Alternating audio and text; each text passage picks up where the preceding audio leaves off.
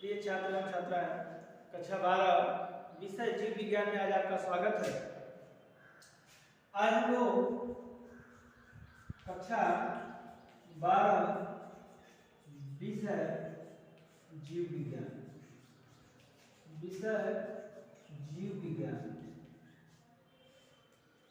पिछले वीडियो में हम लोगों ने लैंगिक जनन के विषय में पढ़ा था। आज के वीडियो में हम लोग पढ़ेंगे अलैंगिक जनन। तो हम पहले अलैंगिक जनन को समझें। अलैंगिक जनन क्या है, तो आइए अलैंगिक जनन को समझें। अलैंगिक जनन, अलैंगिक जनन जिसको हम कहते हैं एसेक्सुअल रिप्रोडक्शन। इसको हम बोलेंगे asexual reproduction. Asexual reproduction. Asexual reproduction की परिभाषा क्या है? जनन की वह प्रक्रिया जिसमें किसी अन्य जीव अर्थात दूसरे जीव की आवश्यकता नहीं होती है, किसी एक जीव के द्वारा ही जनन की क्रिया कंप्लीट होती है, उसे हम अलैंगिक जनन कहते हैं।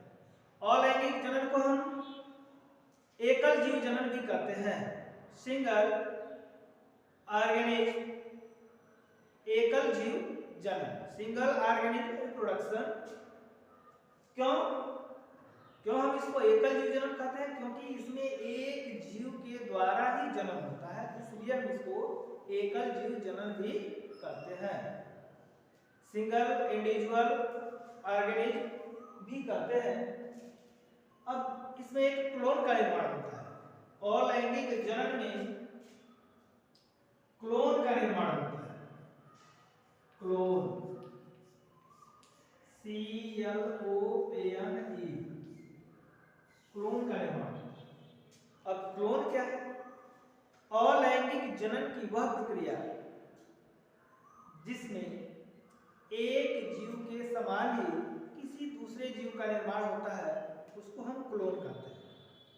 ध्यान में रखेंगे, क्लोन का मतलब यह हुआ कि अलैंगिक जनन प्रक्रिया के द्वारा एक जीव के समान ही यदि किसी दूसरे जीव का निर्माण होता है तो उसको हम कहते हैं क्लोन। ठीक। और अब यह भी ध्यान रखेंगे कि अलैंगिक जनन में जो नए जीव उत्पन्न होते हैं वह पेरेंट्स के समान होते हैं और उनमें आनुवंशिक लक्षण भी लगभग समान होते हैं। तो यह हमने जाना अलैंगिक जनन और क्लोन के विषय में। अब हम अलैंगिक जनन के प्रकार को जानेंगे। तो फिर हम पढ़ते हैं अलैंगिक जनन के प्रकार। चलिए, अलैंगिक जनन के प्रकार। अलैंगिक जनन के प्रकार। अलैंगिक जनन के प्रकार। Kinds of asexual reproduction. Kinds of asexual reproduction.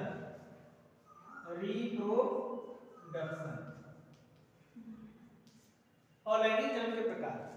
तो अलैंगिक जनन के प्रकार में पहला जो प्रकार होता है वह होता है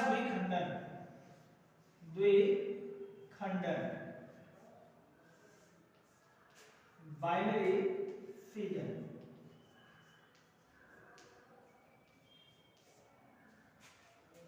दूसरा होता है खंडन, फ्रैगमेंटेशन।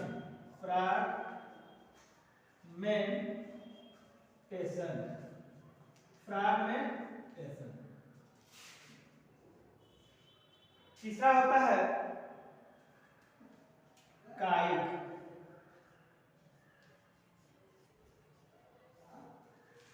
वेजिटेटिव।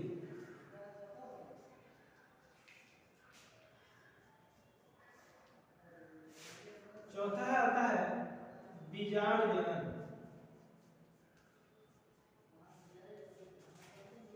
स्पोरुलेशन।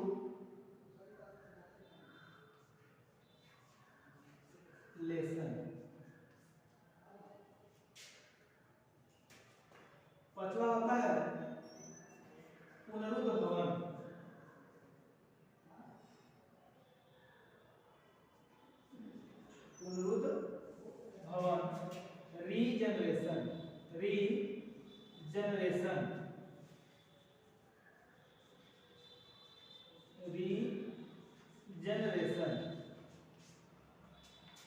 छठवां है मुकुलन द्वारा जनन।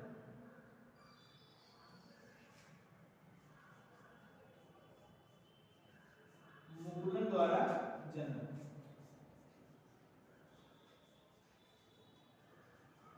अलैंगिक जनन के प्रकार होते हैं द्विखंडन, खंडन, कायिक, बीजाणु जनन, पुनरुत्थान और मुकुलन।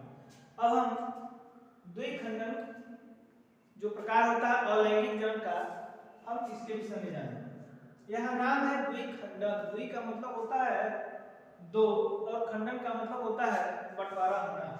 यानी किसी भी जीव का, यानी मात्र कोशिकाओं का किसी दो जीव में बट जाना और दो जीव में बट करके एक नए जीव का निर्माण करना ही द्विखंडन कहलाता है। जैसे अमीबा और यूग्लिन। यानी द्विखंडन की जो अलैंगिक जनन की प्रक्रिया होती है वह मुख्य रूप से अमीबा और यूग्लिना में होती है। अब बात होता है खंडन का, फ्रैगमेंटेशन। खंडन का मतलब होता है टूटना। यानी अलैंगिक जनन की वह प्रक्रिया जिसमें एक जीव टूट करके एक नए जीव का निर्माण कर लेता है तो उसको हम कहते हैं खंडन। और इस प्रकार की जनन की क्रिया जीवाणुओं और कुछ शैवालों में होती है। अब बात करते हैं कायिक जनन। तो मात्र कोशिकाओं, अलैंगिक जनन की वह प्रक्रिया जिसमें मात्र कोशिकाओं कायिक अंग, मात्र कोशिकाओं कायिक अंग, मात्र कोशिकाओं के कायिक अंग। और कायिक अंग क्या है? तना हो सकता है, जड़ हो सकता है और पत्ती। यानी कायिक अंग क्या होंगे? जड़, तना और पत्ती। तो अलैंगिक जनन की वह प्रक्रिया जिसमें मात्र कोशिकाओं के कायिक अंगों जैसे तना, जड़ और पत्ती के द्वारा होने वाले जनन को ही हम कायिक जनन कहते हैं। अब बात आती है जैसे तना में, कि तने में किस प्रकार का जनन होता है। तो जैसे हम लोग आलू देखे हैं तो आलू में हमारा जो क्या होता है? ट्यूमर। जैसे यहाँ आलू हो गया तो इसमें ट्यूबर होता है जिसका हम हिंदी कहते हैं कंद। तो देखिए अब यह तना द्वारा जन्म हो रहा है, तना द्वारा जन्म, तना द्वारा जन्म। जैसे आलू होता है, सपोज जैसे मान लीजिए आपने आलू देखा है तो इसमें हम देखते हैं कि जगह जगह इस तरह के कुछ नोट्स पाए जाते हैं, ठीक। और इन्हीं नोट्स के द्वारा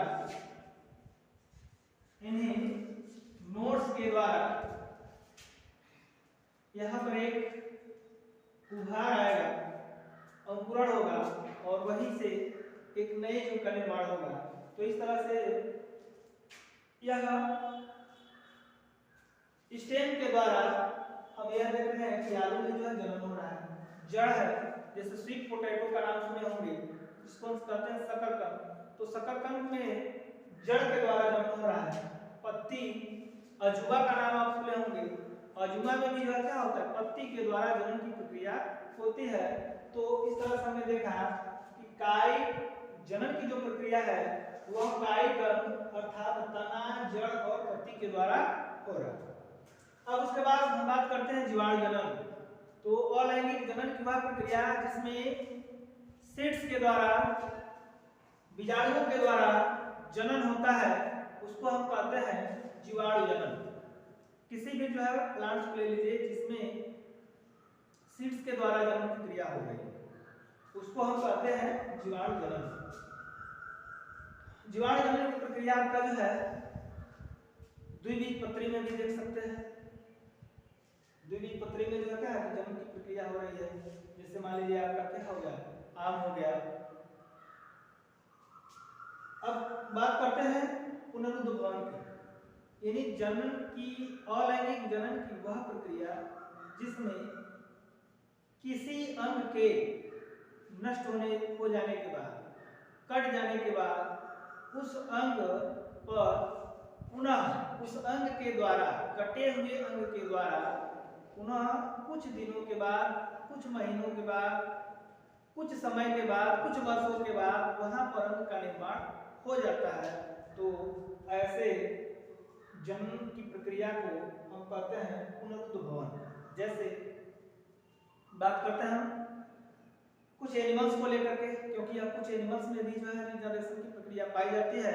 जैसे छिपकली सभी लोगों ने देखा होगा, और छिपकली के केवल कुछ में ही यह प्रक्रिया पाई जाती है रीजनरेशन की, क्योंकि उसके कुछ वाले भाग में रीजनरेशन की अपार क्षमता होती है, जिसके द्वारा अगर स्वविच्छेदन की क्रिया होती है। जैसे जो छिपकली है, तो छिपकली को जो है हम डंडे से या किसी चीज से प्रहार करते हैं तो वह अपनी पूंछ को गिरा देती है, और उस पूंछ को गिराने की क्रिया को हम कहते हैं स्वविच्छेदन।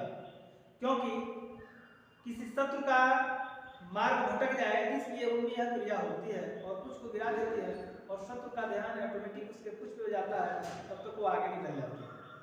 तो अब वहां पर पूंछ तो गिरा, लेकिन वहां पे पूंछ का निर्माण हो जाता है कुछ दिनों में, और वही अलैंगिक जन्म की प्रक्रिया के द्वारा उसको हम बोलते हैं रीजनरेशन। प्लेनेरिया में भी होता है इस तरह का क्रिया, स्टार फिश के जो हार्म्स में भी होता है, भुजाओं में भी होता है। अब बात आती है मुकुलन की।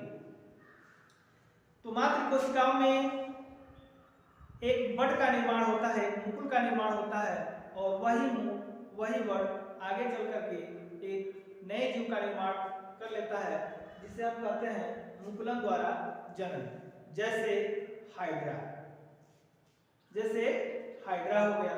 हाइड्रा में भी जो क्या होती है, जनन की क्रिया मुकुलन के द्वारा होती है। प्लांट्सों में भी है। प्लांट्स में अब क्या है, मुकुल के द्वारा जनन। जैसे गन्ना सभी लोगों ने देखा है, तो गन्ने में भी हम यहाँ देखते हैं, जैसे सपोज दैट मान लीजिए यह गन्ना है, तो यह नोट्स हो गया, और यह बीच वाला भाग इंटरनोड हो गया, इंटरनोड्स। तो यहाँ नोट्स में हम देखते हैं कि इस प्रकार कैसे उभार आता है, और तो यह उभार, यहाँ पे भी एक उभार हो रहा है, मुकुल का निर्माण हो रहा है, और यहीं जब हम इसको मिट्टी में दबा देते हैं तो वहां से भी जो है एक नए जीव का निर्माण हो जाता है। तो इस तरह से हमने जाना और लैंगिक जन्म के प्रकार। आज के वीडियो में बस इतना ही। धन्यवाद।